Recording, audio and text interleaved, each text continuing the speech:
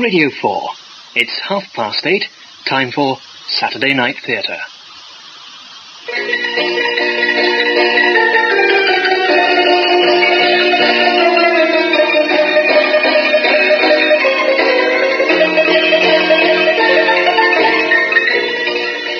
We present Barry Foster as Sergeant Cribb and John Cater as Constable Thackeray in A Case of Spirits by Peter Lovesey, adapted for radio by Geoffrey M. Matthews.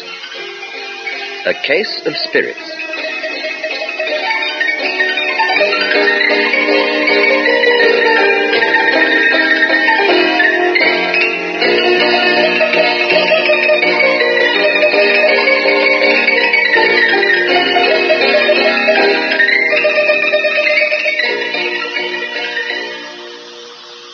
Thackeray. Mr. Cribb. Yeah. It's good to see you, Sarge. Yeah. Oh, I'm glad to hear it, Thackeray. Forgotten the first principles of plainclothes work, have you? Hardly, Sarge. Never draw attention to yourself by behaving erratic. Exactly, Thackeray, and we are in a public house. Point taken, Mr. Cribb, but... you know I don't get paid till Friday. Should learn to budget better then. Landlord, 2 swipes, if you please. Right away, Garth. You look older, Thackeray. It has been 2 years, Sarge. Added an inch or 2 round the waist as well. I don't like to see a man go soft just because he's off the beat. No fear of that, Sarge. 4pence, please, Garth. Right. Now just shout when you want to top up. Here's to crime, then. The only reason I had you transferred from Rotherhithe.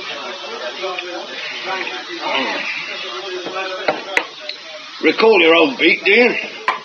Oh, pounded it long enough, Sarge. Piccadilly, Leicester Square. Blimey, bring back memories, they do. Clobbered old Charlie Peace just down the road. Remember, Sarge? The murder at Banner Cross? Past history, Thackeray. Just hope you're as familiar with Burlington House. The Royal Academy? Exactly. You ever go there, see the paintings? No. Only portraits interest me are at the yard, in the convicts' gallery. You better cast your eyes on this, then. Blimey. Ghosts, well, black things, undressing a woman. It's positive indecent. Classical art, Thackeray. You ain't saying this postcard comes from the Royal Academy? Bought it a few minutes ago. The original painting, Sleeping Nymph and Satyrs, hangs in the Diploma Gallery. Think you'd recognise it again? Forget something like that. Someone planning to nick it, are they? They have already. But you said it was in the Academy. It is. You've lost me then, Sergeant. Listen carefully, Thackeray. The artist, Etty, painted 2 versions of this picture, one for the Academy, the second almost identical except that the woman is totally unclothed, for a private collector, a gentleman named Dr. Probert. I've heard of him all right, Sergeant. Oh? Makes Dr. Probert's pick-me-ups a real good tonic. Possibly, Thackeray, except that this Dr. Probert is a scientist, a member of the Royal Society. Collects paintings as a hobby. All ladies in a state of nature? I have no idea, Thackeray. All I know is his Etty is missing. How? A break-in. Break-in? But that's petty crime, Sarge. Should be handled by the local bobbies. Seems you ain't lost your sharpness, Thackeray. Why, you know as well as I do, locals don't call in the yard for anything less than murder. So? Probert must have influential friends. Just one, at the yard. An old acquaintance of yours. You don't mean... Not Inspector Jowett. The very same, Thackeray. And we've orders to meet him at Burlington House. Now.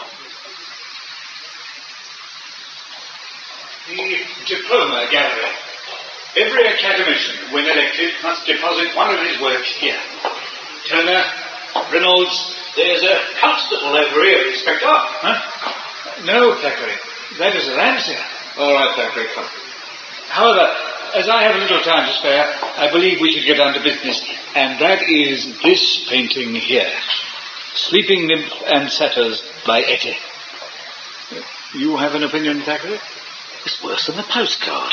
Honest, Sarge. I believe Constable Thackeray considers the work somewhat... risque? Well, possible to the masses, Cribb. But I assure you there is nothing here that is unfit for the gentry or Scotland Yard to gaze on. Obviously not, sir. Now, Thackeray, I take it that Sergeant Cribb has told you there are two versions of this painting. Exactly as ordered in your memorandum, Inspector. Then you realize why I have brought you here. Obviously to see this picture. And to commit every detail of it to memory. Dr. Probert is most exercised over his loss. I have assured him personally that we will ensure its recovery. The local bobbies, they turn up anything? Very little, Constable. The painting was taken from Probert's residence in Richmond last Friday. He, with his wife and daughter, were in London. Dr. Probert was lecturing at University College. They discovered the loss when they returned home. I thought they'd have servants. They do, Thackeray. 4. But 3 had the night off. The 4th, an elderly woman, is stone deaf. Claims she was in her room, heard nothing. Possible. And only the one picture was taken? Just the Etty. Could be another collector. That is for you to discover, Cribb. But rest assured, the Etty must be recovered. I have given my word. Naturally do our best, sir. Don't suppose you have any other information which might help? Only a rather strange coincidence, Cribb. On the Saturday preceding the break-in, Dr. Probert invited a few guests to his residence. And when one of them, a lady by the name of Miss Letitia Crush, returned to her home, it too had been burgled. And again, only one item was stolen. This Miss Crush, she a collector as well? Not of pictures, Constable. No, Miss Crush collects valuable china. The piece taken was a Royal Worcester vase. Worth a bit, has it? Not really. About £30.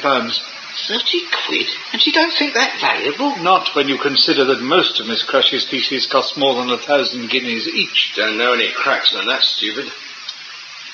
Miss Crush, she a close friend of Dr. Probert? Hardly. They met about 3 weeks ago, professionally. They have certain interests in common. Anatomy? Education classes may have improved your vocabulary, Thackeray. However, do not permit your animosity to those of a superior social status to yourself to vitiate your deductive processes. Definitely not. Miss Crush and Dr. Probert are seekers after truth, involved in the study of life after death. Spiritualists. You could say that, Cribb.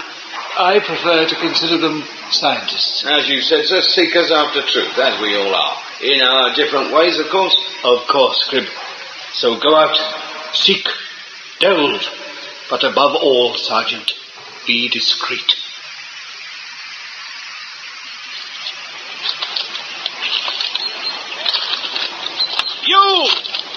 You there! Private property! Be off! No cause for alarm, sir. Damn you, man! Warning you! Trespassing! Be off, or I'll set the law on you! No need for that, sir. Name's Cribb, Sergeant, Criminal Investigation. You? You a policeman? From Great Scotland Yard. Then stop wasting time, man! Back in the house, that's where the damned scoundrel broke in. Through the basement window. A barred basement window, policeman. Easiest way, sir. Short of handing over your latchkey. Only needs a rope and a metal rod. Damn poppycock! Sir, Dr. Probert's up. Save your breath, Sergeant. He will be waiting for you inside, in his picture gallery. Afternoon, Mum.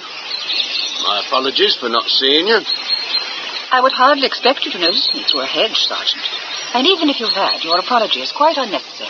Hardly, Mum. You're very charitable, Sergeant, but, well, I go unnoticed by everyone, even my husband. I'm quite resigned to it. And then you'll be the lady of the house, Mrs. Probert. Yes, Sergeant. Though I might as well be anyone else. As you see, I'm quite unsuited to be Augustus's wife. But you are his wife, Mum. But So perhaps you'll indulge me, answer one or two questions? Perhaps. But first you must speak to Augustus. Took your time, policeman. No, sir, just passing it with Mrs. Probert. Behind the privet, was she? Usually is. Notice her attitude, did you? Attitude, sir? No need to beat about the bush, policeman. Must have noticed Winifred don't understand me. Still, my fault. She knows the only reason I married her was for money. Gave me all of it.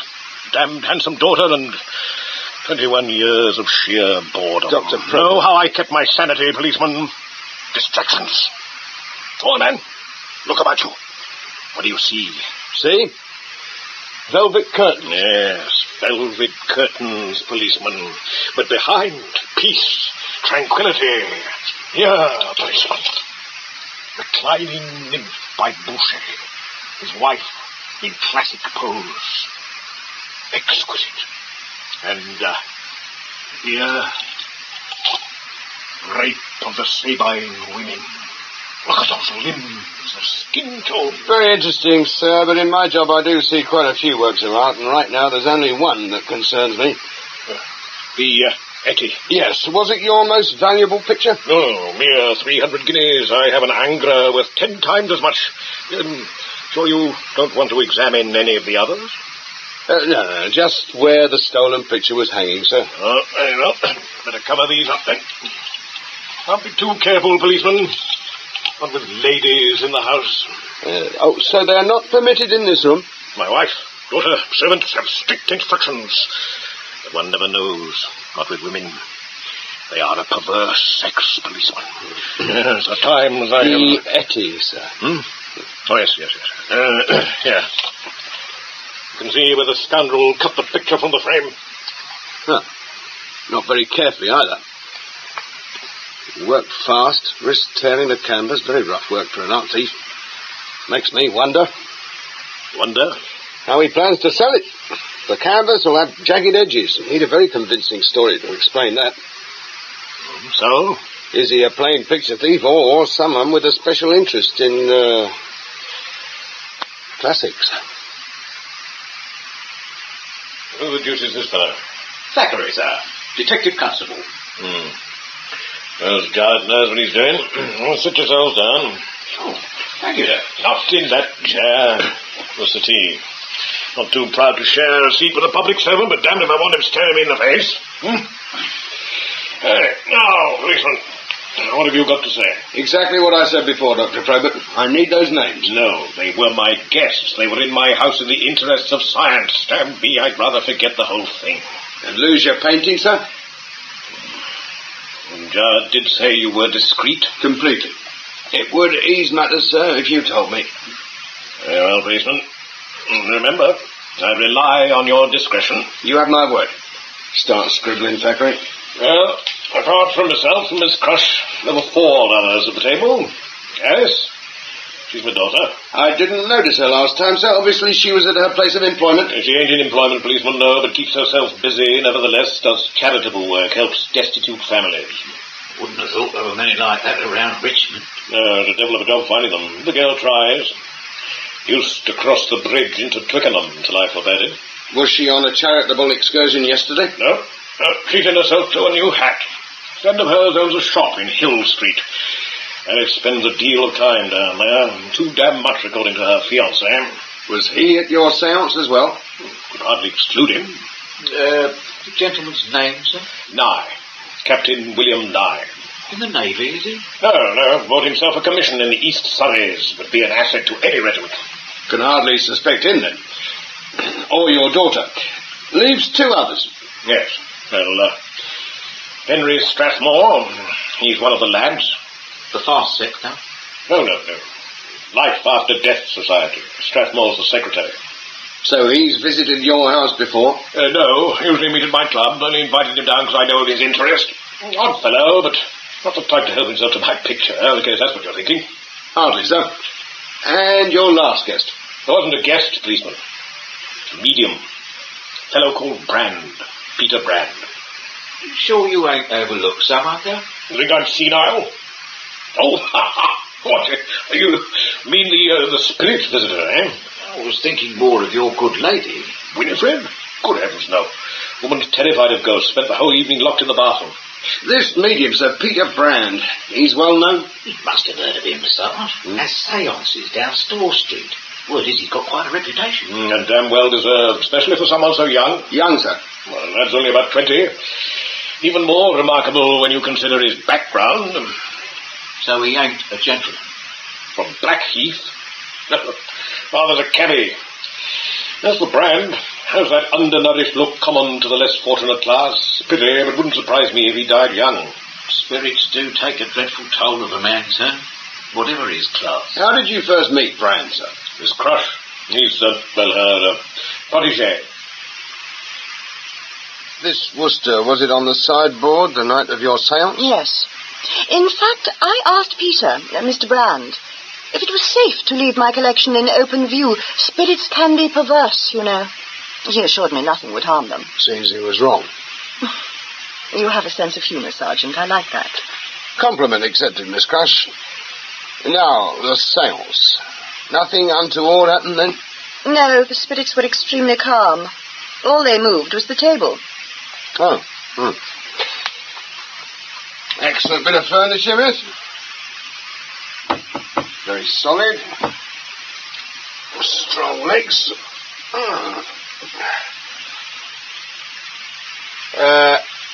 Miss, there's a man under here. It is only Mr. Strathmore.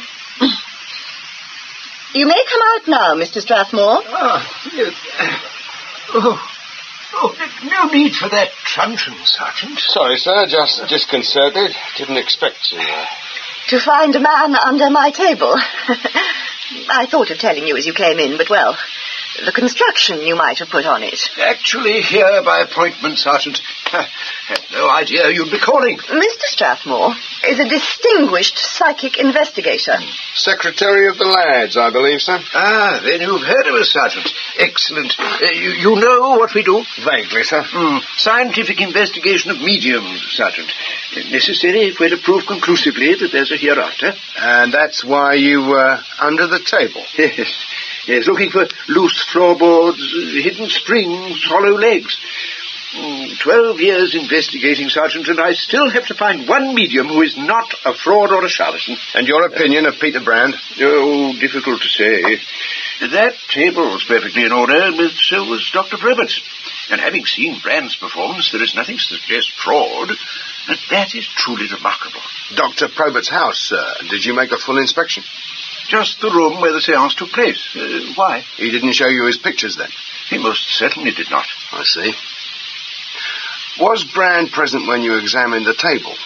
No, he left right after the séance. Had a hansom waiting. Do you recall the time? 10:30 precisely. I keep a meticulous record of every séance. Then you'll know what time Miss Crush left as well. Oh, yes. At 11:30. I left 10 minutes later. Why are those times important, Sergeant? Because they established that Mr. Brand left Richmond at least 1 hour before you did, miss. And when you got home, your vase was missing. We're going to question Mr. Brand now, Sarge. Interval's only 10 minutes, Thackeray. And I'd hate to upset Mr. Brand before his performance. I hope he's better than Professor Quayle's then, Sarge. Throttles a ticket. I reckon we should do him for false pretences. Try getting one of his spirits in the witness box. Now, did you get anything from B Division? A cool reception. Friends at Richmond. They don't like the yard poking. Can't say I blame them either. Nor I. But we're accountable to Inspector Jowett. He's thick with Dr. Probert, so... Oh, he's coming tonight, by the way. Probert? No, Jowett. So... Understood, Sarge. Good. Now, the break-ins. Both uncommon crude, Sarge. Hereafter house. Miss Crush's residence. Glass pane broken on the rear door. Thief used a brick. Clumsy. Especially when there was a window with a broken sash cord a few feet away. He could have got through there easy. How does Richmond compare? Just as crude, Sarge. Entry through a pantry window. Number of attempts at prizing the bars apart. That's when he thought of the old rope trick. Pulled the bars. He made a shopping mess climbing in as well. Knocked a load of stuff off the shelves. Tins, packets, scattered rice and pearl barley all over the floor. So you reckon he's an amateur? Right, Sarge. But an amateur who knows both Miss Crush and Dr. Probert. The table turner who's a pretty poor burglar. Inspector Jowett. No, not him, Sarge. He's heading this way, Thackeray. Oh, get your feet off that chair, man. Evening, Inspector. Evening, officers. Well, what do you think of the performance so far?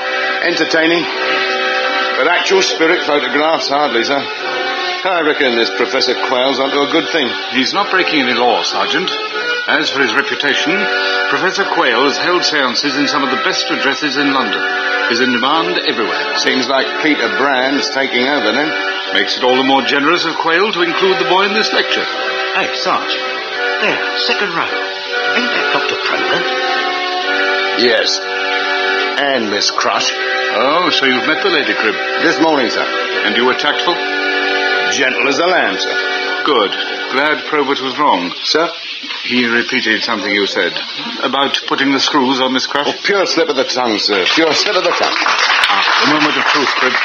I think you'll find Brand most instructive. Thank you, friends, thank you. You have witnessed the wonders of my spirit photography.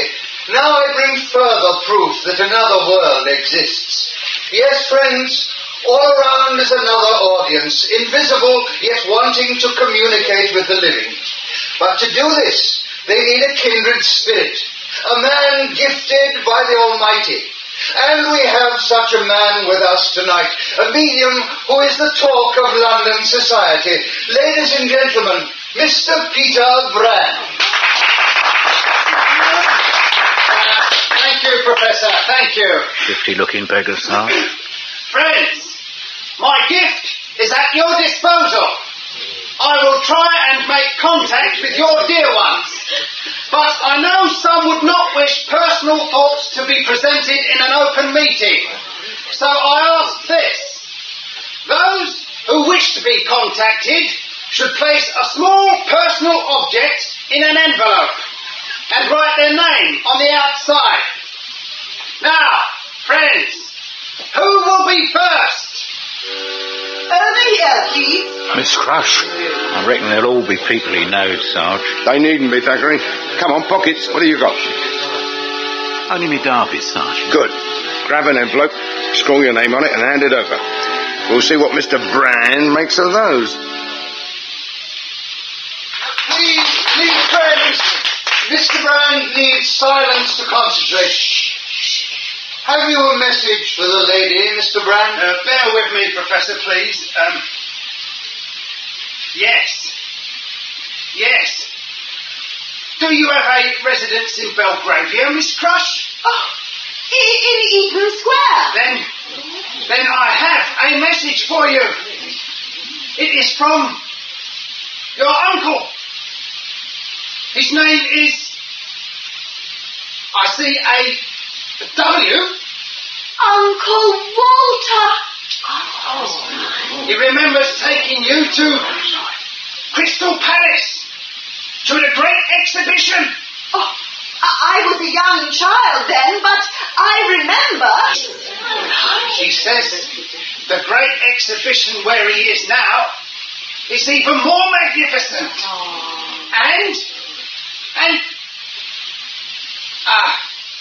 No, I'm sorry, I'm losing contact. Uncle Walter!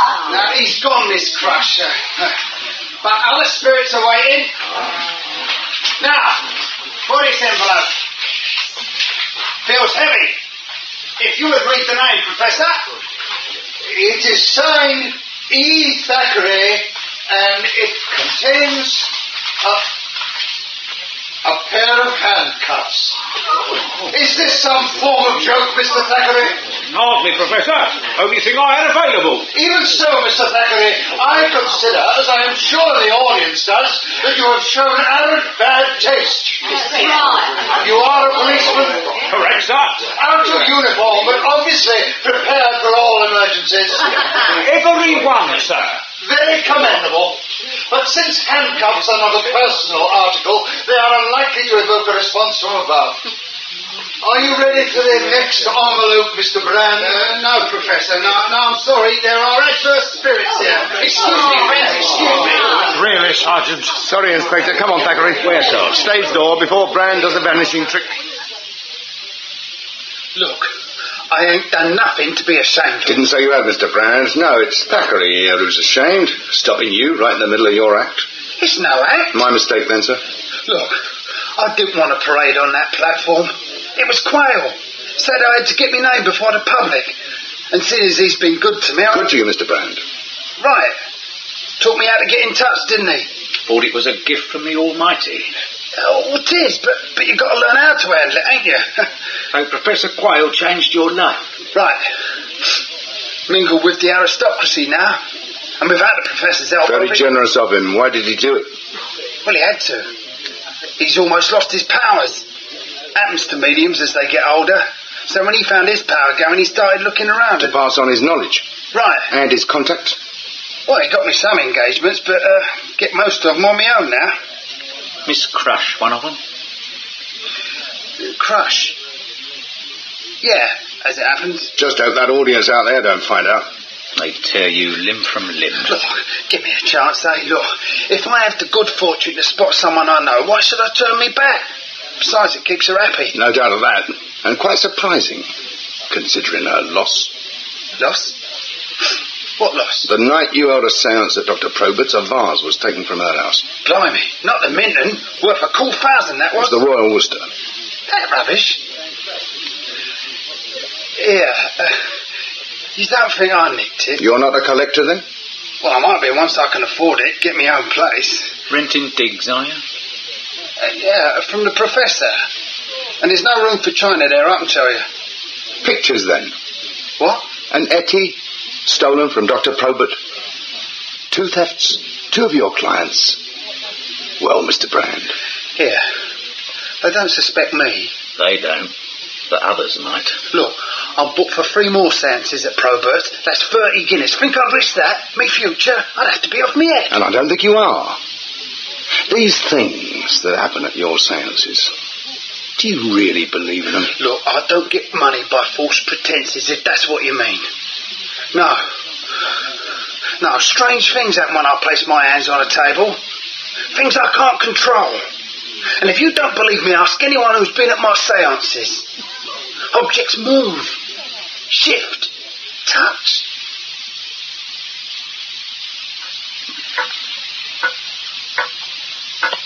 Oh, do you see it, Dr. Probert? Quite unbelievable. A hand. The way it's floating, Strathmore. Oh, after 12 years, to witness such a perfect materialization. It is a common manifestation. Now, please keep a firm hold on each other's hands, and it will come among you. It touched my cheek. Oh, my dress. It's tugging at my dress. Oh, my hair. We're not having that, Alice. Look here, Brand, I will not have my fiancée interfered with. Keep your hands on the table, Captain Nye. Damned if I will. Stop it. Where the devil is that fruit coming from? Stop it. Stop it. Oh. Now, you may switch on the lights, Dr. Probert. Yes, sir. The spirit has left. Damn you, Nye. 12 years. Waited 12 years for this, and you ruined it. Gentlemen, please. Ladies present. And we can try again later. What, and have Alice interfered with again? No, not even in the name of science. But I am perfectly composed, William. That, dear, is for me to decide. No, you will leave this room immediately. Damn place looks like a subaltern's mess after the colonel's gone. Then allow me to clear it up, Captain. Your servants for that. Alice, ring for a maid. Yes. Maid? Thought you'd given them all the night off. I have. Well, leave it for them. We'll go on to the second experiment. You are willing? Oh, as soon as I compose myself. Oh, look, those poor chrysanthemums. And water all over the mantelpiece. Lucky I always carry a large handkerchief. There. Well, at least it won't drip all over the carpet. Oh, might as well clear up the rest as well. Leave you to it then, Brand. Excellent, Doctor. Oh, you can show your friends what lies behind the curtains. There. The apparatus for my second experiment. A chair? A very special chair, Miss Crush. Those wires, they're electrical, ain't they? Yes. The chair is linked into the household's electrical supply. Jowett, if you will sit on it, please. Sit? You sure, Probert? Perfectly safe, Jowett. Currents off. And have a safeguard as well. Box there. Transformer. Drops the house voltage from 400 to 20. Low enough to be safe. High enough to register on a galvanometer. Where does Brand fit in? Allow me to finish, William. The brass handles on the chair arms, Jowett. Hold on to them, please. Oh, they're soaking wet. Salt solution. Makes for better electrical contact. William, the galvanometer there. If you'll bring it out here. Yes, right. The wire is long enough. Jowett is isolated behind that curtain. Grasping the handles are wired to the chair. When I switch on the current, it will travel to one of the handles. Pass through, Mr. Jowett. To the other handle, completing the circuit. I will now switch on. Careful. Not too uncomfortable, I hope. A slight tingle, that's all. William? Yes? The galvanometer. Ready? Steady at 180. Excellent. Now, Jowett, release one of the handles, please. The needle, it's jumping all over the place. Exactly. Proves everything's working. You can come back now, Jowett. So, Mr. Brand will be monitored like that? Precisely, Miss Crush. As long as he holds onto the handles, the meter will stay steady. But if he frees even one hand, we'll know. Be simpler if a couple of us watched him. Impossible, William. For this experiment, Brand needs to be totally isolated. Why? Brand is going to reach for the ultimate. The total manifestation of a spirit, and with his talents? Yes. Tonight, Probert and I will have the proof. Then let the skeptics laugh. Well, better not keep Brand waiting. But he'll be in a total trance, isolated from this world, and with his heart. Leaves him vulnerable, does it, Miss Crush? Any noise, interruption, could cause him severe shock. Then we should be grateful he is willing, Miss Crush. Still a risk, Doctor. Hardly, Jowett. We're all responsible people. And Brand is not totally isolated. All that lies between him and us is a thin curtain. The room, Doctor. It's getting colder. Time 10:20. Galvanometer steady at 180. Chill. Yes, I can sense something. Yes. Yes, I can feel it too. Keep hold of my hand, Alice. Quiet, please, William. Any fluctuation, Jowett? Steady as a rock. Oh. You all right, Miss Probert? Yes. Do not be alarmed, William, but a hand... It is stroking my hair again. Damn me, I'm going to switch on the lights. Stay where you are, Captain. It means no harm, William. Galvanometer still steady at 180. Yes. A presence. I feel it. It's almost here. Trying to come among us.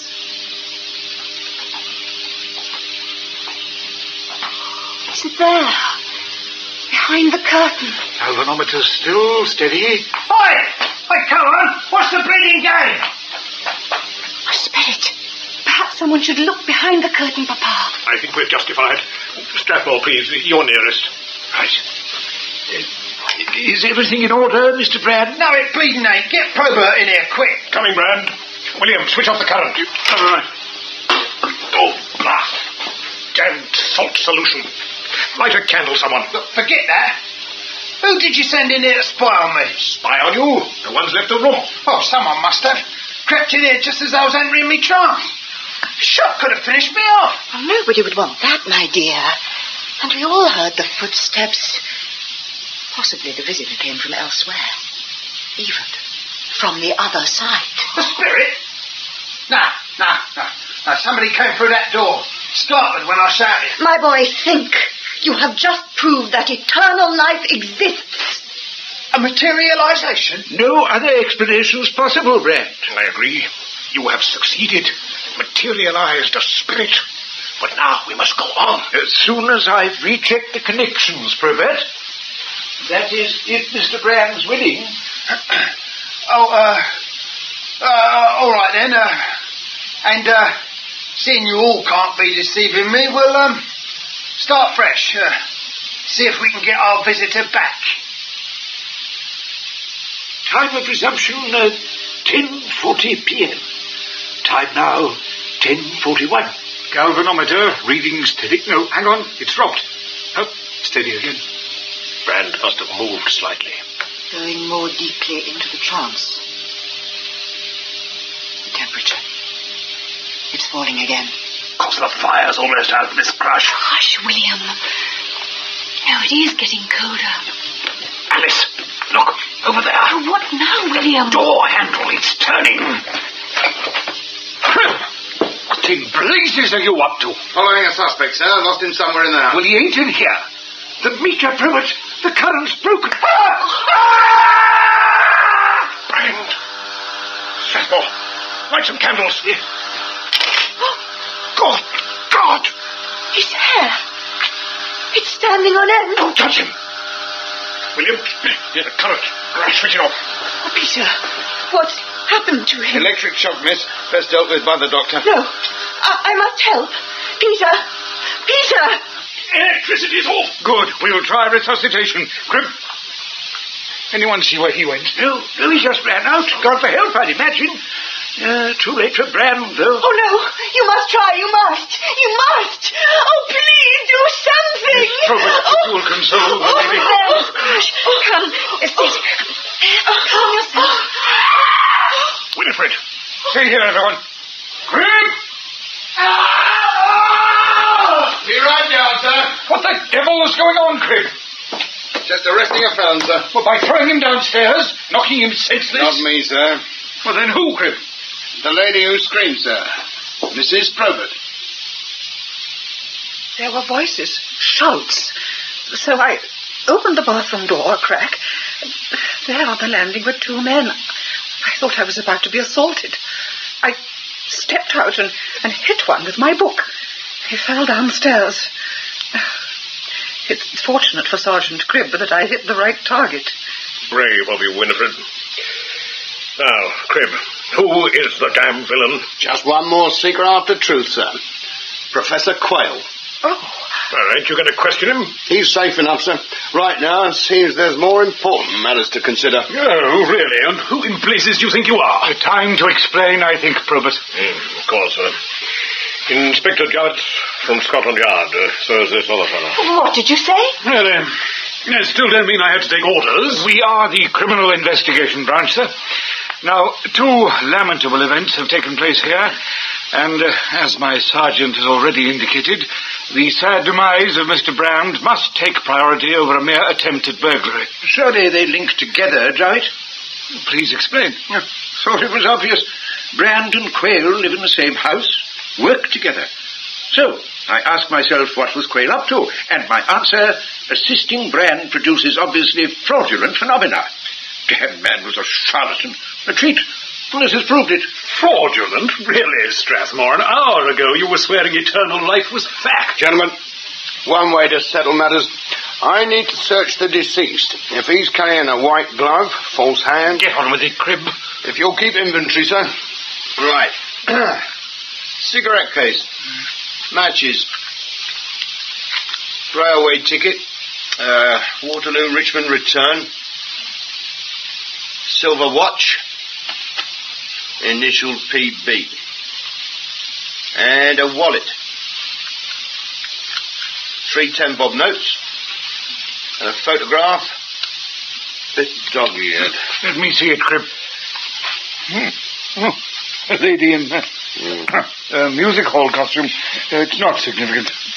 Does have a scribble on the back, sir. Numbers. Oh, yes. I suppose we better make a note of them. 469. And just below 9281. Followed by a square. Mean anything, Jowett? Possibly, to Brand. Well, nothing here to suggest fraud, Strathmore. He must have passed the evidence to Quayle. Hardly, sir. All Quayle had on him was a rail ticket and a flask of gin. Fortunately, that survived his fall. Forget that, Sergeant. Now to Brand. There'll be an inquest, so I will need formal statements from everyone. Like to make one first, sir? This mark here on the carpet, right where Brand had his feet. Feels uncommon damp. Well? Water's a good conductor of electricity. I'd like to know how it got there. An accident, Sergeant. Bowl of salt solution kicked it over when Brand shouted. Couldn't have caused it death. Why not, sir? Current was off. Besides, the damn patch was nowhere near Brand's feet. Might have moved them forward, sir, after the current was switched on. Even so, voltage couldn't change. Maximum reaching the chair was only 20 volts. Can confirm that, Cribb. Maybe, sir. But Brand was electrocuted. Dr. Probert, you said Brand shouted. Happened halfway through the seance. Claimed someone entered the study. Quayle. Must have been him. Or you, policeman? Wasn't me, sir. But Quayle's a definite possibility. Could have spotted me when he entered through the back door. Entered? I mean, broke in, don't you? No, sir, the back door was unlocked. Would have thought your staff would have learned. Just keep to the point, Cribb. Well, by the time I was inside the house, the professor had vanished. I went downstairs towards the cellar. And couldn't find him. And why? Because he nipped into the study. It was dark, he tripped over the transformer, and old Brand got 400 volts. Impossible, William. Galvanometer would have burned out. Besides, when Brand screamed, Professor Quayle was upstairs, with a policeman following behind. Does it really matter, Papa? We know the professor was here. I'd just like to know why. Etty, I have no idea what you're talking about, Constable. Sergeant, in fact, sir. Etty painted the canvas you nicked. I have never heard of him. Don't doubt it, Professor. Just proves you're no connoisseur of art. Can't do a decent job of housebreaking either. The mess you left in Dr. Probert's pantry. Tea, sugar, pearl barley. You accuse without proof, Sergeant. Your premise could apply equally to Peter Brand. Even more so. His class are often tempted to steal from their betters. Got all the answers, haven't you? Oh, I did suspect Brand, all right. Then I clapped eyes on you at Store Street Hall. Got me thinking. Really? There was Brand. Young, ambitious, capable of earning fat fees from the gentry. Yet glimming yokels for pennies. And sharing the stage with you. Had to be a reason. There was. I invited him. So he could help line your pocket. Accepted, Professor. Now, tell me why Brand should queer his pitch. Rob his wealthy clients when he was fleecing them handsomely already. Fleecing them? Thackeray's handcuffs, Professor. They terrified Brand. And not because he was a thief. Oh, no, sir. Because he thought we'd tumbled his trickery. That he already knew Miss Crush. Oh, that. Pure opportunism, Sergeant, and perfectly legitimate. Don't think your audience would see it that way. You interested in prize fighting, Professor? Hardly. Well, you've a lot in common with the great Gem Mace. And you know, Professor, there's only one thing the fancy like better than a novice who comes fresh to win a championship, and that's the old un, who comes back and knocks him out again. And that's what you intended for Peter Brand. Arrant nonsense. No, that's why you helped him, so you could stab him later, figuratively speaking, by stealing from his rich clients, letting suspicion fall on Brand. Far better than exposing him as a fraud and raising doubts about mediums in general and you in particular. Very ingenious, Sergeant. But if we accept your theory, I should now be robbing one of Probert's guests. Strathmore, perhaps. Or even Miss Crush. But I am here. Right, sir. In fact, I thought you'd be at Miss Crush's tonight. If you'd gone there, you'd have been picked up by a Constable Thackeray. But since you headed this way, I was obliged to follow. And now? I'm arresting you on suspicion of entering this residence with intent to commit a felony, and I must warn you, there will be other charges. I will deny them. You have no proof, Sergeant. Got the proof all right, sir. See the small white object? I put it in the water a few minutes ago. Swelling nicely, isn't it? I took it from your trouser turn-ups, along with several others, while you were unconscious. You'll find quite a few more down in Dr. Probert's pantry. You knocked them over the night you broke in. For heaven's sake, then. What is it? A grain of truth, Professor. Usually found in stews, and that's precisely what you're in. It's pearl barley, Professor. Pearl barley. Expect congratulations, Cribb, for insubordination. Insubordination, Mr. Jowett? Dr. Probert's. But damn it, Cribb, an officer of my rank expects to be allowed to question witnesses without interruption. And you... Got a mite carried away, sir? Precisely. The wet patch. Your theories about electricity. Could have asked all those damn questions myself. Ah, very definitely, sir, and used better words. Just, I didn't realize you wanted things your own way. Well, admit the circumstances were a bit irregular. Most, sir. Well, in that case, I may reconsider reporting you to the director. But be warned, Cribb, there will be no repetition. In a modern detective force, Cribb, not the Bow Street runners. Sir? You are in Scotland Yard attending a conference. Ah. And besides you and Constable Thackeray, 2 others will be present. Mr. Cage, an authority on electrical matters. He has examined the apparatus at Richmond. And Dr. Benjamin. The police surgeon? Yes. He assisted in Brand's post-mortem this morning. Should have all the salient facts. Doctor, the evidence of massive shock? Classic symptoms, Jowett. Muscle contraction, tissue damage, necrosis of muscles and internal organs. Madness! Only several hundred volts could have caused such extensive injury. Then several hundred volts passed through the deceased. Dr. Benjamin, I sat in that chair with a powerful on. I am still alive. Dr. Probert's transformer. Could there be a fault there, perhaps? I said I checked everything, Jowett. There was nothing faulty. And regardless of Benjamin's findings, I shall tell the coroner that on oath. And I have my science on my side. I don't doubt that, Cage. Or Dr. Benjamin's findings. But there has to be an explanation. Now, I am not subject to hallucinations, but I saw happenings last night that were unbelievable. A hand, totally disembodied, touching people, throwing oranges. It convinced me that serious spiritualism cannot be taken lightly, and that Mr. Brand's death may have been induced by the supernatural. Then you're more gullible than Cage. Supernatural? Brand was a damn charlatan. You ever hear of Blue John? Blue John? No, he's not known to me. Not he, it. Blue John, or calcium fluoride, is a chemical. Found particles of it all over Brand's right palm. I fail to see what... You will, Jowett, you will. Now, Blue John, heat him gently. He glows in the dark. So coat your hand. Warm it gently over the fire. Then turn off the lights. Know what you'll see? A disembodied, glowing blue hand. That's how Brand fooled you. And he'd have gone even further had he lived. Further? Know what he was wearing under his suit? A white nightshirt with a bag of talcum powder in the pocket. Of course, I haven't your experience, Jowett. But if I were planning to manifest a ghostly visitor... Hardly know what to say.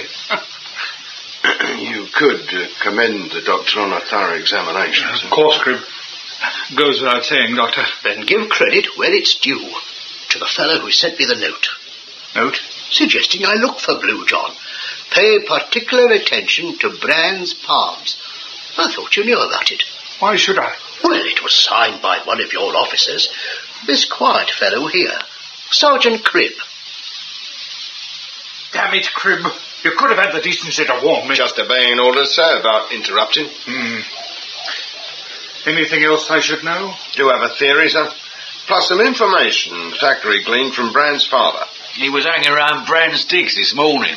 Oh, not worried about his son. Just what he might inherit. I told him to go and get... Not now, Thackeray. Sorry, Sarge. Don't keep me in suspense, Cribb. Right. First, the electric chair. Now, Mr. Cage says it works perfect, as it did when you tested it. But somehow, it electrocuted Mr. Brand. We know that, Sergeant. So something had to make it lethal. Something that was put right after Brand died. You're implying that Brand was murdered. Oh, but tampering with the apparatus. Be highly dangerous. The perpetrator could easily electrocute himself. Only if the current was on, sir. But it was switched off after Brand claimed someone was spying on him. Yes. Probert asked Captain Nye to do it. Oh, no, it won't work, Cribb. Brand would have died immediately the current was switched on again. He didn't. The galvanometer was steady for quite some time before Brand screamed. I've a notion about that too, sir. Need time to clarify it, but if we could proceed... As long as we go somewhere, Cribb. To the spirit hand, sir. Now, that Blue John... Yes, that hand must have looked uncommon convincing. It did. And when it appeared, everyone was linking hands? Yes. Including Brand? Certainly. He completed the circle. But if his right hand, the one coated with Blue John, was floating in the air, the chain must have been broken. And that couldn't happen unless someone was aiding him. Have to be the person seated on Brand's right. Miss Crush. But that's inconceivable. Not if Brand had a hold on her, sir, and I believe he did. Oh? Proof was in Brand's wallet. You recall a certain photograph? A young woman in puris naturalibus. Offensive, but suppose it did have a certain appeal, especially for Brand's class of person. Class don't enter into it, sir. especially since we know at least one gent with similar leanings. But the picture ain't relevant. It's the numbers on the back that were important to Brand. And seeing he was illiterate... What led you to that conclusion, Cribb? Store Street again, sir. Seemed odd. Professor Quayle reading the names on the envelopes, even ones that were handed to Brand personal. But Constable Thackeray gave me the final clue, that Brand may not have found reading easy, but that he was cognizant with numbers. Suggest you look at them again. Especially the second, with the square beside it. 9281 square. No, still don't mean anything. But you ain't illiterate, sir, or speak like Brand. Thackeray? Right, Sergeant.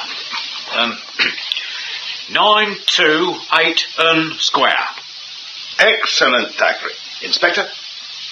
928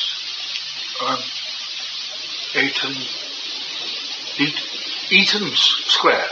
92 Eaton Square. But that's... Miss Crush's address in Belgravia. Thought you'd get it, sir. Amazing, Cribb. But 469 can't possibly be an address, no matter how Thackeray twists it. It ain't, Garth. It's the Hackney carriage number. Presently held by one Charles Brand of Blackheath. The second most important person in Peter Brand's life. Second?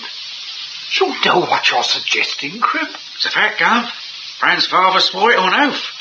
Said he, if you'll pardon the expression, seduced Miss Crush. 20 years ago on Hampstead Heath. Seduced me, Sergeant? Hardly.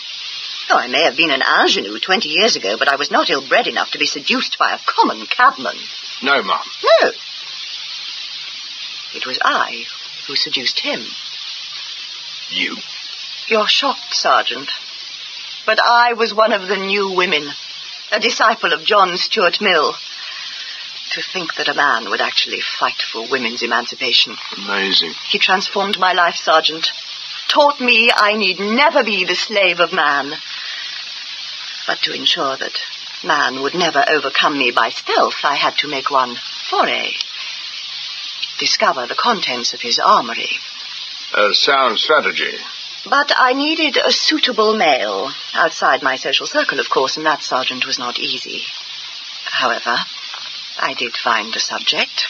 On a cab rank? Yes. In the Strand. Within a week, I was able to undermine his defences. It was the only occasion, but unhappily there was a consequence. You had a son, Peter. Of course I couldn't keep the boy, but I did provide funds for his upkeep till he was 10 and able to fend for himself. Regrettably, he fell into bad company, racecourse touts, card sharps. I blame his father for that. He should have taken more care.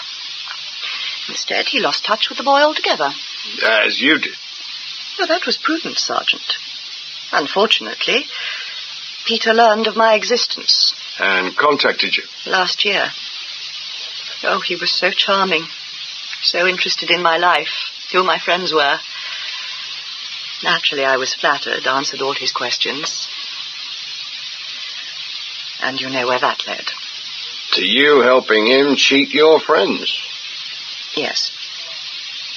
His last séance, Mum, obviously you aided him there as well? Yes, I sat next to him. It allowed him to break the circle. Even claimed I was being touched by a spirit. I understand Miss Probert made the same claim. Raised quite an outburst from her fiancé. Yes, Captain Nye did get very upset, but naturally I cannot answer for them. The spiritualistic movement. I understand you're a highly respected member. I devote my life to it, Sergeant. And that puzzles me. Deceiving an audience at Store Street, well, yeah. But trying to put something over on Dr. Probert, Mr. Strathmore, that's very different. Especially as they'd have found out sooner or later. Wouldn't have left you or your cause much of a reputation. The reason must be obvious, Sergeant. My son was blackmailing me. And I could not afford to let the world know what occurred between me and a common cabman, even though it was 20 years ago. Surely you understand that? find it difficult to, Ma'am. But blackmail, yeah, I detest that in any form. And it does provide an ideal motive for murder. Not Miss Crush, Sarge. No, she wouldn't have the know-how. She's only one suspect. Now, what are you gripping those handles for? Brand must have been holding on to them, Sarge. But his left arm was hanging, Thackeray. Couldn't have been electrocuted then. Muscle contraction, yes, he'd have gripped even harder. Good point.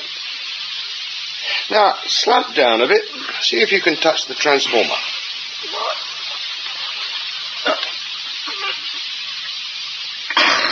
Impossible. Have to be an acrobat. Sarge, here on the carpet. Chrysanthemum petals. I thought the vase was on the mantelpiece. Suppose they could have stuck to someone's shoe. Oh, to something else, Thackeray. Stick 'em in an envelope. My evidence, Sarge? That depends, Thackeray. On what, Sarge? On whether Brand was able to examine the chair before the séance. And he couldn't do that without cooperation. Let Brand inspect my apparatus in advance. It'd negate the whole experiment. But, Papa, Mr. Brand... Did not examine the chair before the séance. Did anybody, apart from yourself? Only Strathmore, last Wednesday. Helped me wire it up. Still think Brand would have wanted to see it, if only for professional reasons. But he didn't. If the interrogation's over, show you the door. I'll do that, Papa. Then perhaps Sergeant Cribb will escort me to the bridge and carry my basket. Fruit for a deprived family. Be my pleasure, Miss Probert. As for the basket, Constable Thackeray's outside. I reckon he won't object to a bit of exercise. I appreciate your confidence, Sergeant. And like you, Papa also believes Mr. Brand was murdered. And does he have a suspect in mind, Miss? He is convinced that Professor Quayle is responsible. His accusation upset Mamma greatly. Thought your mother disapproved of spiritualists. Only ones like Mr. Brand. But Professor Quayle is different. He's known Papa for over 10 years. Visits regularly. And never mentions spiritualism when Mamma is present. You seem surprised, Sergeant. I am, Miss. I had no idea the Professor was such a close friend. Which is why neither Mamma nor I can think of him as a murderer. Constable Thackeray seems to be dropping behind. Do you think we might wait for him? As you wish, Miss. Bench right over here. Oh. Don't feel too damp. Thank you. Seances, Miss. Do you attend very many? Whenever I am invited. I find them such fun. Not sure Captain Nye would agree. He was quite liverish last Saturday. Oh, William's just like Mamma.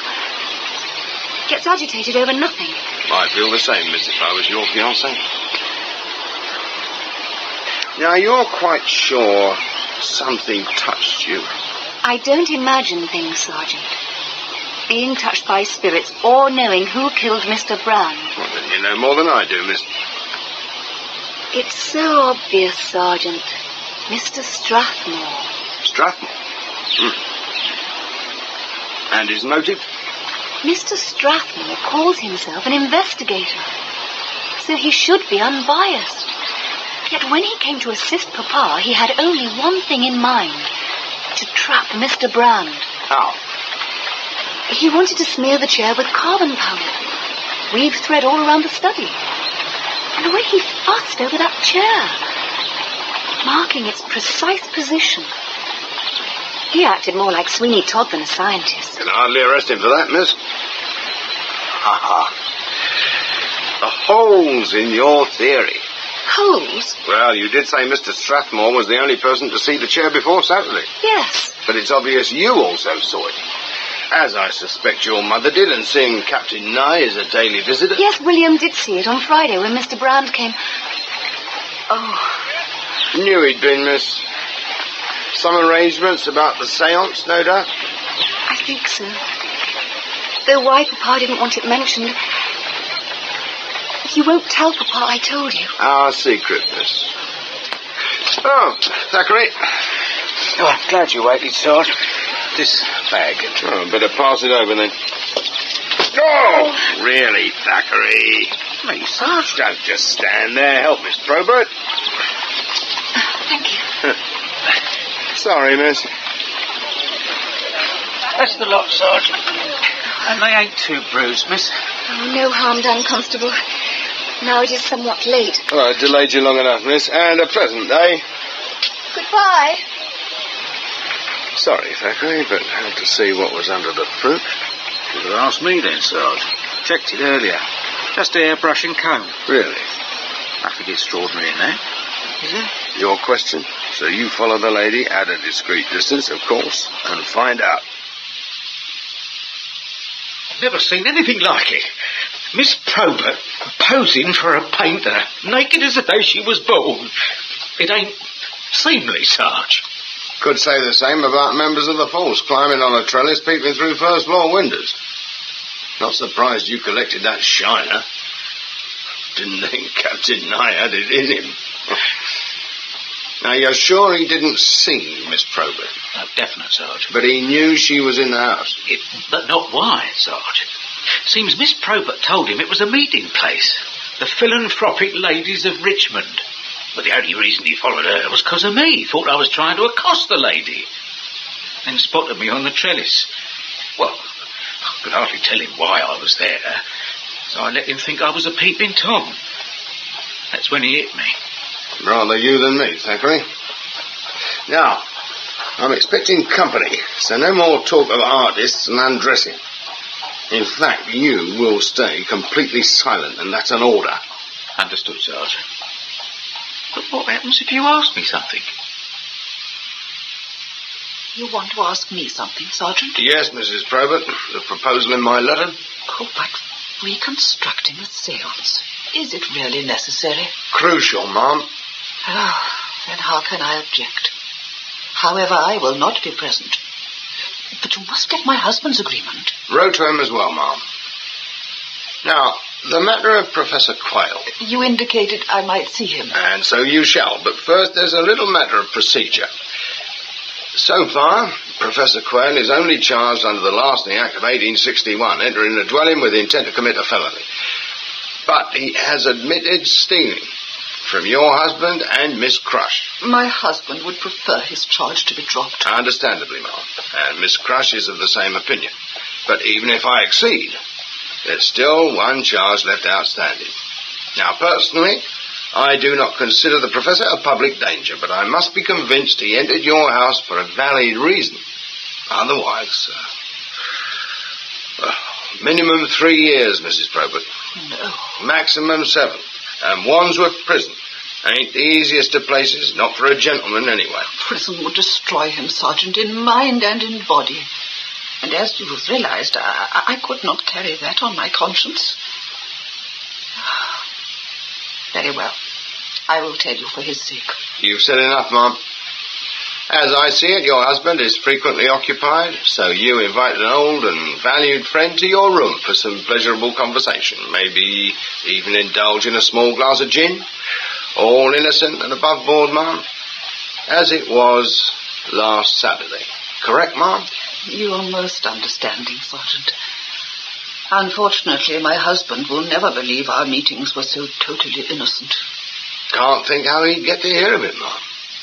Can you, Thackeray? Thackeray. Thackeray ain't feeling too well, Ma'am, but assure you he's totally reliable. Even suffered a black eye safeguarding a lady's secret.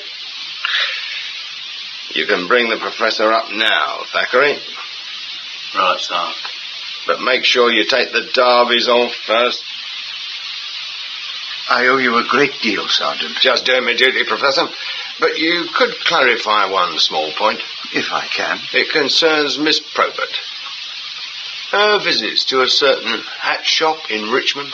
I am aware she goes there, yes. It's a family joke, Sergeant. Alice dashing down Richmond Hill with an armful of marrows for the deprived, then stopping on the way to try on hats. It is somewhat amusing.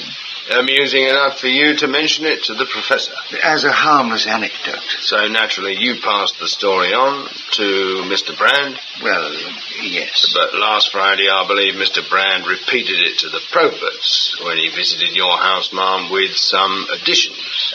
Yes, he said he'd followed Alice, seen her enter the milliner's wearing one set of garments and leave a few minutes later in a different ensemble. Brand implied she was visiting someone in secret. Naturally, you assumed a lover. So did my husband. It's the first time we've ever agreed on anything. But why? Brand must have had a reason. He needed Dr. Probert's cooperation, and the only way he could get it was by blackmail. Used Miss Alice's reputation as the lever, or what would have been left of it if the story got out. It's fortunate she didn't know then. I reckon she did, sir. That's why she helped him during the séance. Brand was a sharp. Needed all the accomplices he could lay his hands on. And I believe he made a separate approach to Miss Alice, told her what he knew, threatened to pass it on to Captain Nye. What choice did she have? Probert and Alice, and neither knowing about the other. Told you Brand was clever, especially when you consider it was all based on supposition. Supposition? That because Miss Alice changed her appearance, she had to be visiting a lover. And you have reason to suppose differently? Matter of fact, I do, sir. Had Constable Thackeray follow her yesterday. Well, what was the girl up to? Might be better if Mrs. Probert told you. Why me, Sergeant? Obviously, you discussed it with her, Ma'am. Hardly think you'd have allowed her out yesterday, otherwise. Well, yes. We did speak to her on Sunday, after Mr. Brand's death. Augustus told her about the impossible situation in which she had been placed, that it was due to her inconsiderate behaviour. But it transpired it was all caused by Captain Nye's ridiculous jealousy. Apparently William had taken to following her everywhere, so she resorted to subterfuge whenever she wanted to escape his surveillance. At least that was her explanation. A true one, Mrs. Probert. Confirmed by my constable. So it was nothing more than a bit of innocent fun, eh? Well, she certainly wasn't painting the town red, sir. I'm sure of that. Now, before the lights go out, I must ask you to behave exactly as you did last Saturday evening. Some of you, speaking candidly, assisted the medium. I shall not go into the reasons, but I do appeal to you, play your parts precisely. But we have no medium. Sergeant Cribb will take the place of Mr. Brand. I have given him a full account of the events. Good. Then we shall begin. The lights, please, Dr. Probert. Certainly. Good. Now, link hands. First, I believe, Mr. Brand asked you not to be alarmed. Soon after, one of you indicated a supernatural presence. Me? That is, I did. And then Miss Crush communicated with her Uncle Walter. Yes, we recall it, Sergeant. After which we were treated to the apparent manifestation of a spirit hand. Oh, good. How the devil did that get here? I will not have a repetition of it. It is touching me. Very lightly, William. My skirt, too. Oh, it's pulling my skirt. Oh, damn it. Ouch! This is taking things too far. Lights, if you please, Doctor. Who the blazes put out another bowl of oranges? Poor William. You're bruised all over. Most obliging of you to take another pummeling, Captain. And so, I believe we have now reproduced the first half of the séance with fidelity. And what's the damn charade proved? Proved, sir? It's proved that the vase of chrysanthemums is still upright. Yes. On Saturday it was tipped over, hit by an orange. Well, then we'd better do just that, hadn't we? Damn you, policeman! That mantle's mahogany. Then I'll do what Brand did, sir. Use my handkerchief. There. And no harm done. Now, if you please, show your guests the chair. Ladies and gentlemen, please. Now, the second stage of this reconstruction. Brand, or rather Sergeant Cribb, is behind the curtain. You entering your trance, Sergeant? Ready to proceed, sir. Shouldn't we hear footsteps? Here, what's going on? Oh, get off, Thackeray. That's when Brand asked to see me. No, Probert. Alice suggested something might be wrong, remember? And you asked me to check. I did, like this. I said, all right, Brand. And then he asked for you. Get Probert. Yes, of course. So I asked William to switch off the current. Right. Went behind the curtain. And ruined the carpet. Sorry, Papa. I assume I kicked over the salt solution, Garth, and then we all tried to pacify Brand. Consider me pacified, Doctor. Ready to die, then, Cribb? Only in simulation, sir. And not in view of the audience. Right, William. Switch on.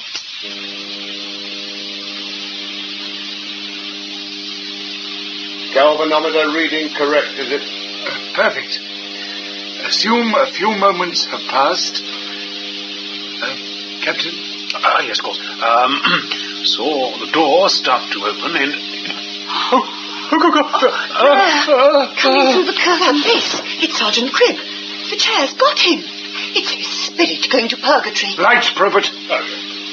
Get that powder off your face, Sergeant. Right, sir. I'll get the nightshirt off as well, if I may. William! I believe he's fainted. Oh, yes, I'm perfectly all right, my dear. As for you, Cribb, what in blazes are you playing at? Just demonstrating what Brand intended on Saturday, sir. The fake manifestation of a spirit. No, but he couldn't have. Not without leaving the chair, breaking the current. I did, miss. And the galvanometer will confirm it. Cribb's right. Current still unbroken. Impossible. Not if someone's taken the sergeant's place. Constable Thackeray? Oh. As you see, miss, the chair is unoccupied. Oh, but, Sergeant, that... stretched between the handles... Handkerchief, miss. It's standing in for me. Ridiculous, Cribb. Scientific fact. Cloth ain't a conductor. But water is, sir. And that handkerchief is soaked with it. Water from the flower bar. The only way I could get a handkerchief wet and still keep it in my pocket. But don't take credit for the idea. That came from Brand. Simply followed it to a logical conclusion. Logical, Cribb? Oh, agreed. Brand saturated his handkerchief, even had it in his pocket. But he'd still have to get it out. Bit difficult with both hands grasping those handles, eh? I suggest you demonstrate, Cribb. Take Brand first, sir. Now, we know he once worked with the turf mobs, the shell game, 3-card trick, and you need nimble fingers for that, so he'd do this trick even faster than I can. Now, I've placed the handkerchief in my right pocket. Leave a bit showing. Sit in the chair and press both palms firm against the handles. The galvanometer will prove I'm immobilized. Obviously. Hands maybe, sir, but not my body. Can bend that quite easy. Now, let's bring my right pocket down to my right thumb. Use it to hook out the handkerchief. And then, still keeping the right palm firm on the handle, use my fingers to slot one end of the handkerchief into this groove where the handle screws into the chair. Still have to connect the other end. Even easier, sir. Bend, lift the free end of the handkerchief with me teeth, drop it over my left hand, there, and ease it into the groove there. Now, release my grip on the handles. The handkerchief takes over. It's clever. But it don't tell us how Brand died. Give you the answer to that as well, sir. But first, be obliged if you switch off the current. Again? Be for the last time, Captain. Right. And since I'll be needing a corpse... The electric, Sarge. You sure they're off? You'll know soon enough, Thackeray. Now, ladies and gentlemen, this is how we found Mr. Brand. Oh, extremely realistic, Thackeray. Excellent, Cribb. If you care to take over, sir. Right. Note the position of the left arm. As you see, it is hanging downwards. So why is it not on the handle? Mr. Brand could have dropped the handkerchief.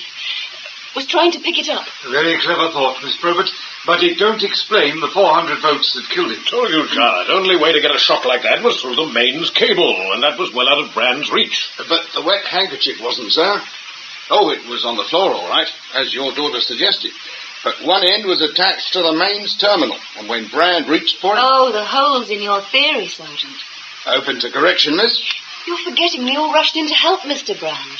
And if there'd been a handkerchief, somebody would have seen it. No one's admitting it, miss. But we know Brand did have a handkerchief and used it.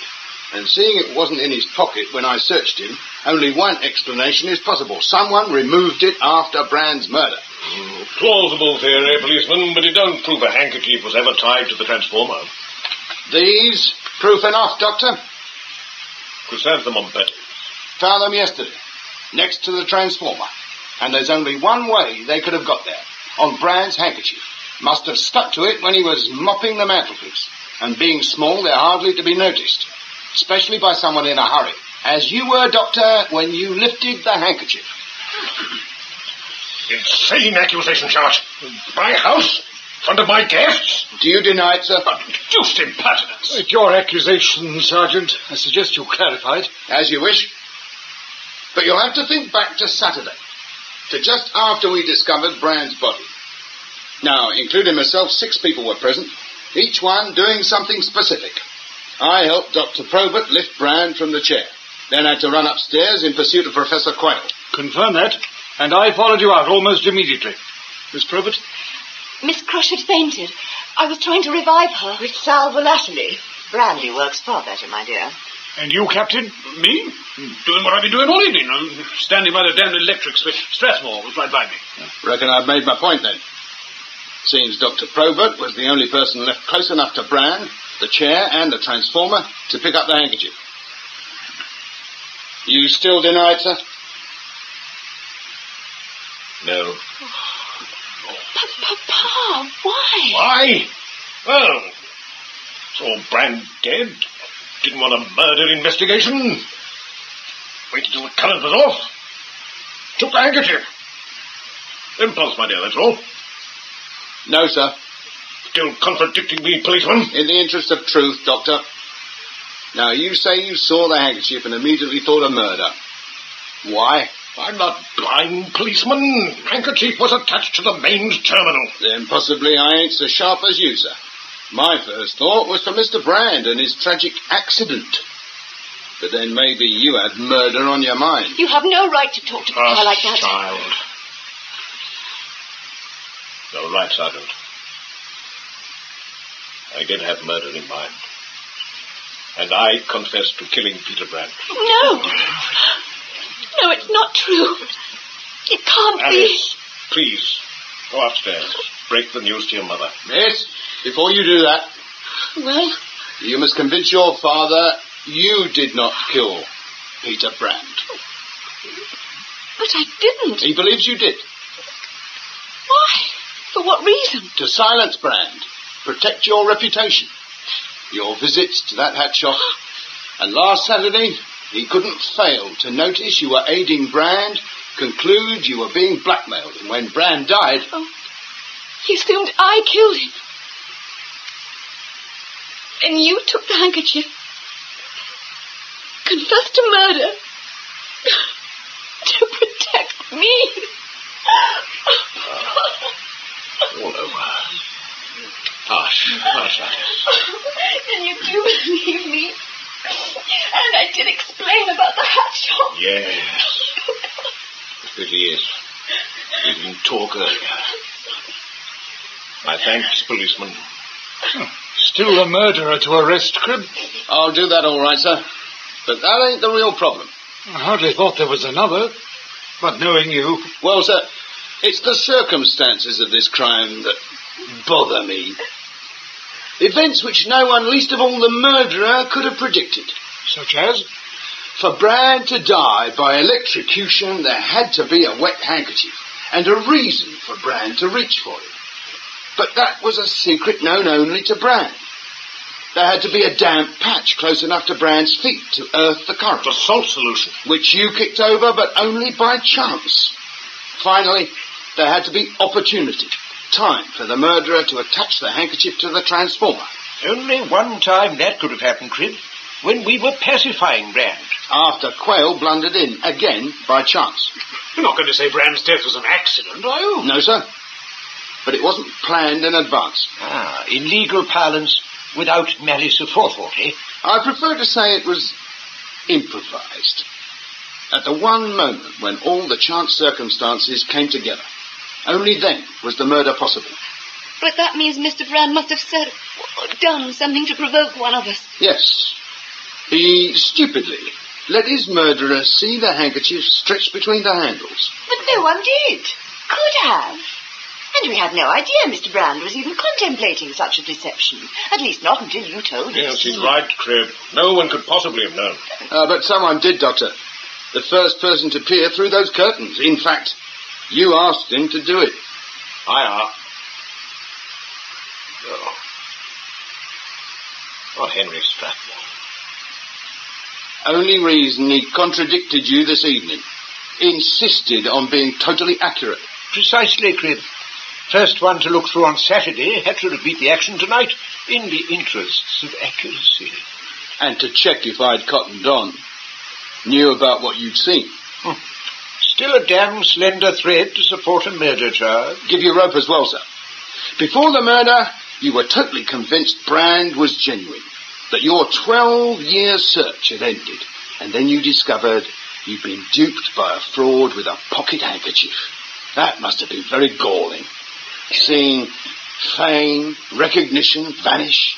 Applied equally well to Probert, and he took the handkerchief.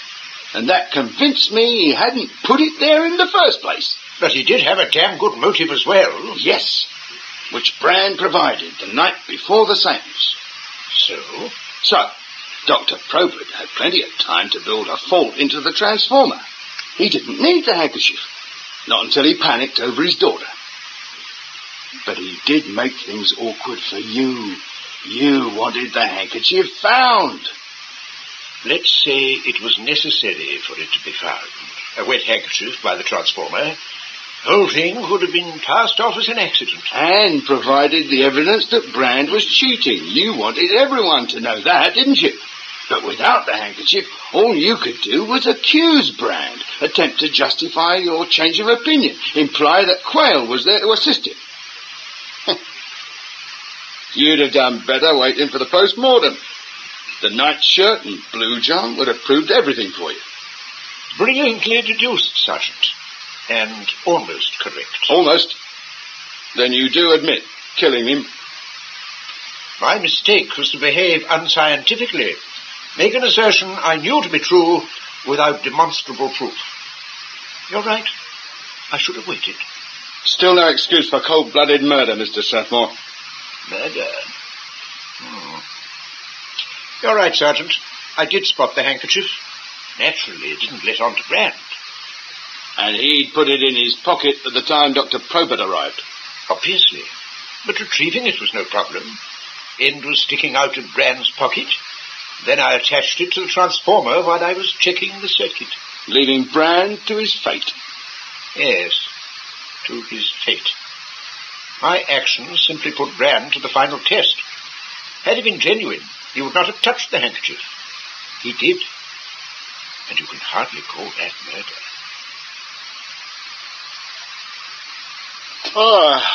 Long night, Thackeray. Worthwhile, Sarge. Reckon he'll swing? Wouldn't put money on it, Thackeray. Very knowing is our Mr. Strathmore. Admitted to everything except his motive. And with a good defence counsel, his background, he'll stand up well in the box. Not half as well as Alice Probert, Sarge. Still can't get over it. The press, if I find out. Think back, Thackeray. A swaying trellis, peeping through a first-floor window. No. I reckon you imagine the whole thing. I am a trained observer, Sarge. Not when you use your blind eye, Thackeray. Consider, last week we had a disunited family. Now, much better we forget the whole thing. Leave the Proberts in harmony. Won't give odds on that, Sarge. Spotted something while you was busy with the seance. Oh. Flask of gin headed in the direction of Mrs. Probert's room. The Professor was attached to it. I shouldn't think there's much left in it by now. All much harmony once Dr. Probert gets upstairs.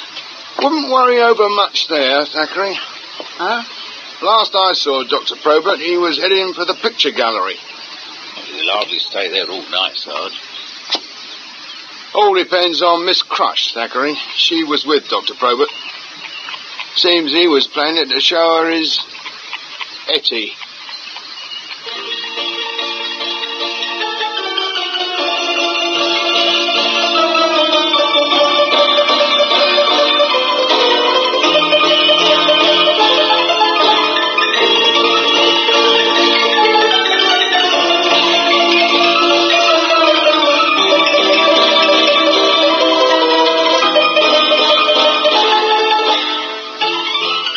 In A Case of Spirits by Peter Lovesey, adapted for radio by Geoffrey M. Matthews, the part of Sergeant Cribb was played by Barry Foster and Constable Thackeray by John Cater.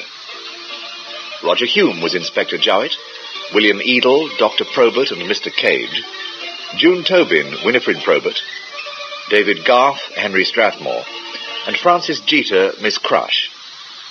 Melinda Walker was Alice Probert, Geoffrey Collins, William Nye, Robin Summers, Peter Brand, Ronald Herdman, Professor Quayle, and Alan Thompson, Dr. Benjamin. The play was directed by Peter Windows